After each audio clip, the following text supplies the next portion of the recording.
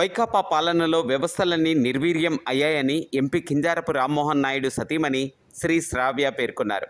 నగర పరిధిలోని మండల వీధి, గూనపాలెం పరిసర ప్రాంతాల్లో టీడీపీ నాయకులు కుర్నూలు నాగార్జున ప్రతాప్, కొరడ హరగోపాల్, పిరియా మాధవి ఆధ్వర్యంలో నిర్వహించిన ప్రజాగలం, బాబు సూపర్ సిక్స్ పథకాల ప్రచార కార్యక్రమంలో కూటమి ఎమ్మెల్యే అభ్యర్థి గొండు శంకర్ మరదలు డాక్టర్ సిహెచ్ హరితతో కలిసి ఆమె పాల్గొన్నారు. ఈ సందర్భంగా ఆమె మాట్లాడుతూ రానున్న ఎన్నికల్లో కూటమి అభ్యర్థులు రామ్మోహన్ నాయుడిని, గొండు శంకర్లను అత్యధిక మెజారిటీతో గెలిపించాలని కోరారు. కార్యక్రమంలో వివిధ డివిజన్ల ఇన్ఛార్జీలు, టీడీపీ, జనసేన, బీజేపీ నాయకులు, కార్యకర్తలు పాల్గొన్నారు.